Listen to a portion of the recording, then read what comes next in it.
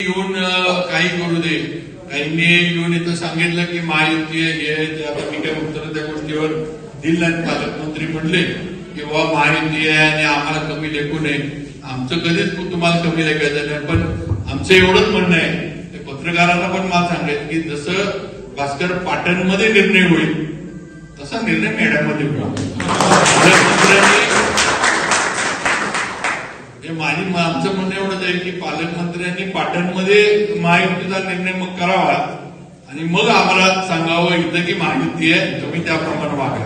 कारण ते पालकमंत्री आहे. ते आधी मी आता मंत्री झालो, ते माझ्या आधी 5 वर्ष मंत्री होते. म्हणजे उद्धव ठाकरे साहेबांच्या सरकारमध्ये पण मंत्री होते आणि आताच्या याच्यात पण मंत्री होते. त्यामुळं त्यांनी त्या पद्धतीनं आम्ही त्यांचं अनुकरणच करतो ना.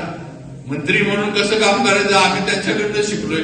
वयानं पण ते मोठे आहेत पालकमंत्री, त्यामुळे त्यांचा आदर तर आहेच आम्हाला. काय त्यामुळे ते जसं अनुकरण पाटणमध्ये करतील तसं अनुकरण आणि तसे निर्णय मेढ्यामध्ये सुद्धा होते. आणि तिथं मग महायुती म्हणून सगळ्या घटक पक्षांना एकत्र घेऊन निर्णय करावा. आमचं काही त्याच्याबद्दल नाही.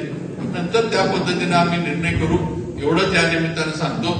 कारण शेवटी काय आपली ताकद आहे. आपण समाजामध्ये लोकांमध्ये आहोत. आपण काही दुसरं निवडणूक आली म्हणून आलो काय तर सांगितलं, निवडणूक झाल्यावर मला सिव्हिलचं म्हणलं गोंधळून इथनं निघून गेलो असं नाही.